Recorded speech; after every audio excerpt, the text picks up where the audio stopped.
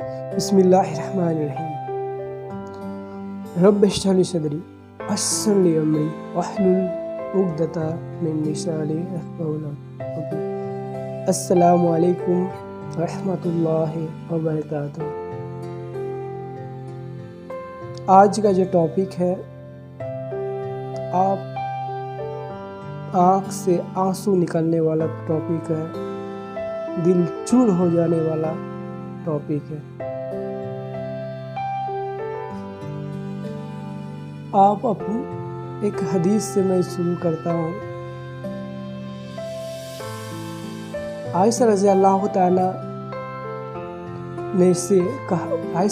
ताला ने कहा, जो शख्स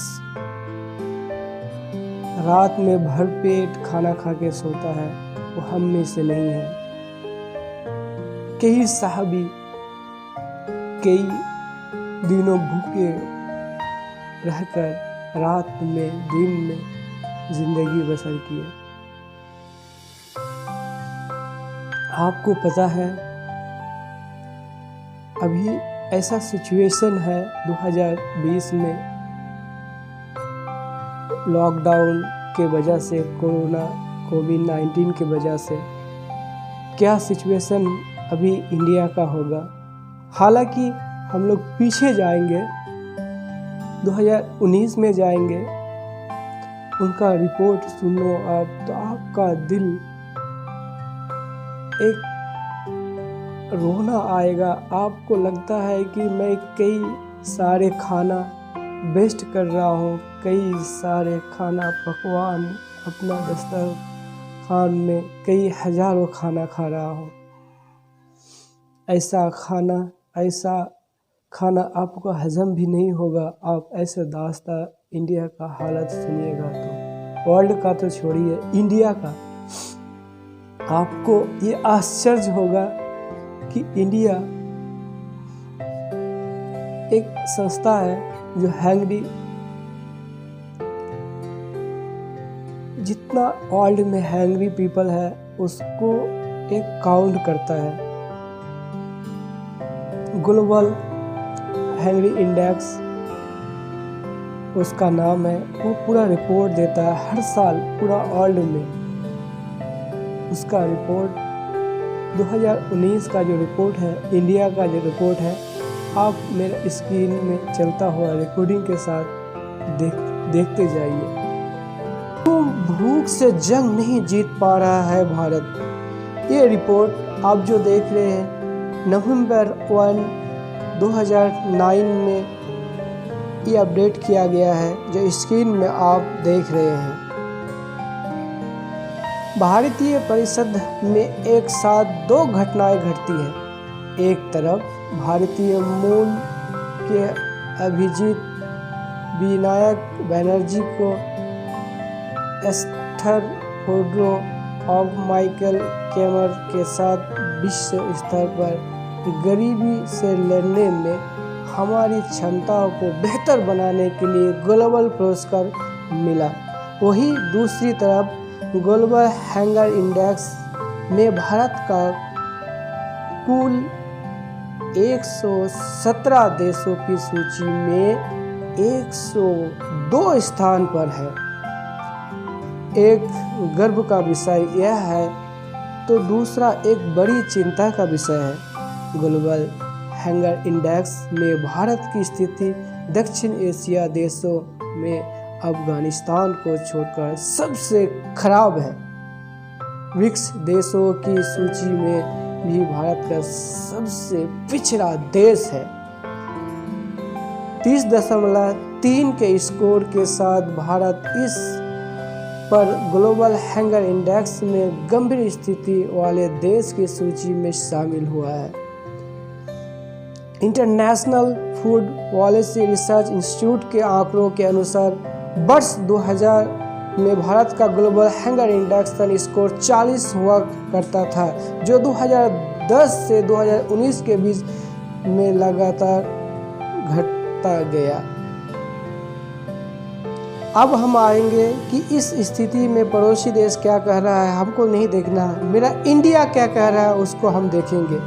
सबसे पहले ग्लोबल हंगर इंडेक्स में दुनिया का विकसित देश शामिल नहीं होते हैं। यह आपको जानना जरूरी है। यह देश जो आंकड़े उपलब्ध नहीं करा पाते, जिसको भी इस सूची में शामिल नहीं किया जाता है। इस बार की सूची में 15 देश डाटा के अभाव की वजह से सूची में बाहर कर दिया गया है। हंगर इंडेक्स देश की कुल आबादी में कितने प्रतिशत लोगों को एक निश्चित कैलोरी भोजन उपलब्ध नहीं होता है, इस बात की जानकारी उपलब्ध कराता है। ग्लोबल हंगर इंडेक्स के आंकड़ों के अनुसार भारत में 14.5% लोग कुपोषित है। 5 वर्ष से कम उम्र के 20.8% बच्चे जरूरी निर्धारित औसत वजन से कम है। 5 वर्ष से कम की उम्र में 37.9% बच्चे जरूरी निर्धारित औसत लंबाई से कमी है। भारत में 6 से 23 महीने की उम्र के माह में 9.6% बच्चों को ही निम्नतम स्वीकार्य आहार मिलता है। यूनिसेफ की हाल में कई रिपोर्टों के अनुसार भारत में हर साल मरने वालों बच्चों में 69% 5 साल से कम उम्र के, जो भूख के कारण, जो हंगरी के कारण मरते हैं। बच्चों की मौत कुपोषण की समस्या की वजह से होता है। अकेले में 2018 में 8,82,000 बच्चों की मौत कुपोषण की वजह से हुई है।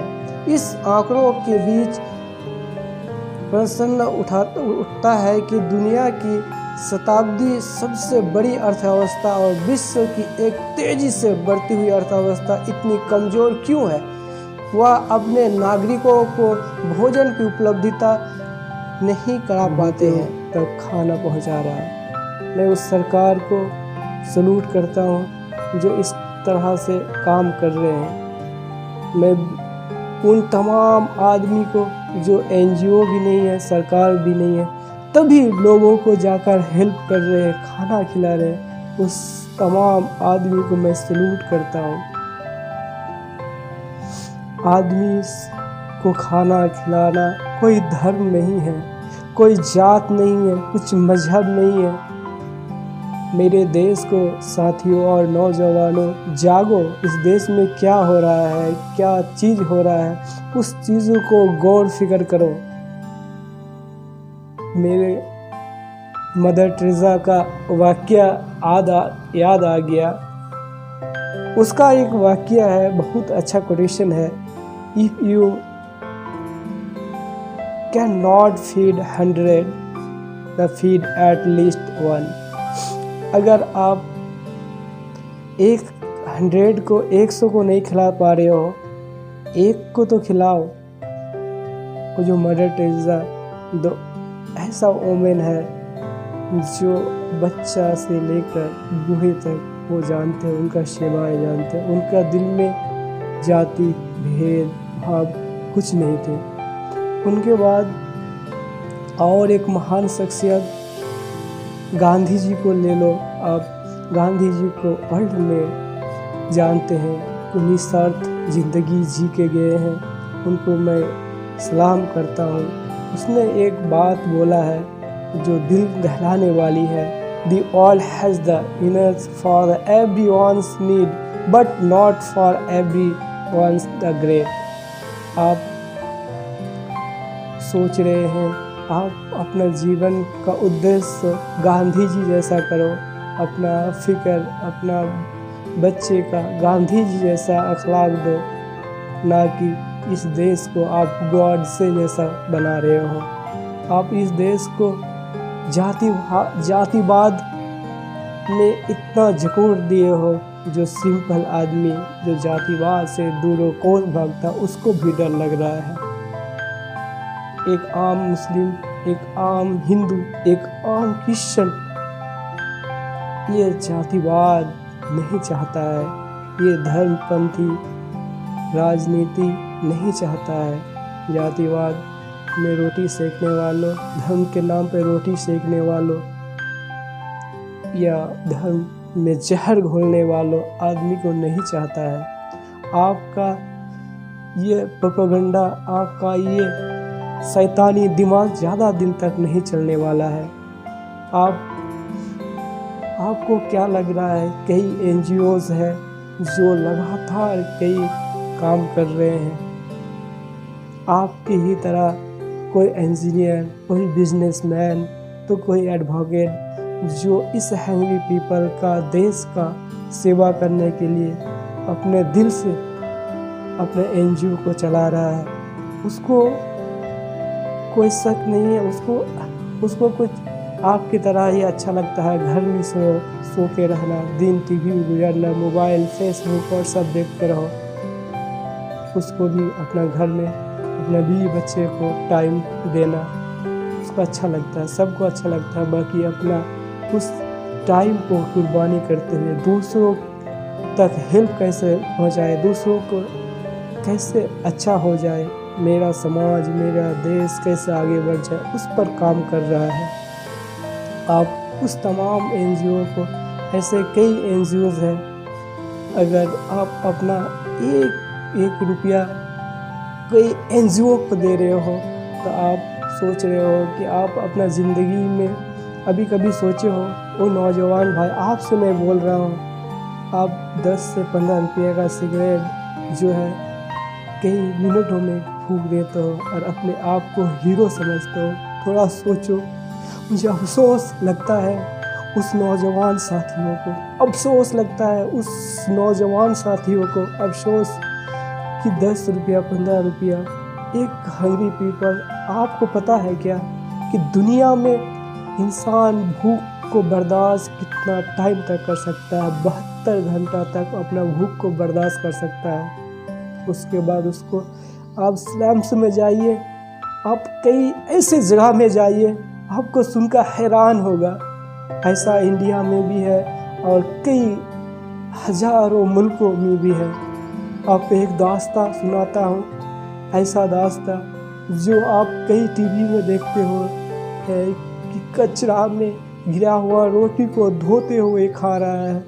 कचरा में गिरा हुआ हर चीज़ अपने पैकेजिंग करके अपने बच्चे को लेके जा रहा है। आपको उससे भी स्थिति खराब है। आपको पता है कि देश के अंदर जो टमाटर होता है ना, जो हम लोग टमाटर खाते हैं ना, टमाटर खाने के बाद जो हम लोग टॉयलेट करते हैं, उसके अंदर टमाटर का कुछ चीज़ें वो जो है टॉयलेट के अंदर निकलता है, उसको धो के इंसान खाता है। हमको अफसोस लगता है कि इंसान भूख के कारण अपना क्या क्या नहीं करते। आप ऐसे NGO को, ऐसे आदमियों को देखो और अपने उस जगह पर उस सिचुएशन को 1 रुपया से लेकर हजारों रुपया तक आपका हैसियत के अनुसार उसको डोनेट करो। आपका पड़ोसी, आपका मोहल्ला, कोई भी जाति या कोई भी धर्म का हो, उसको भूखे को खाना खिलाओ। आप रमज़ान का टाइम आया हुआ है, घर घर में जाकर देखो कि वो सही से सहरी कर पा रहा है कि नहीं, इफ्तारी कर पा रहा है कि नहीं। आपका हज कोई काम का नहीं आएगा, आपका नमाज कोई काम का नहीं आएगा, आपका इबादत कोई काम का नहीं आएगा।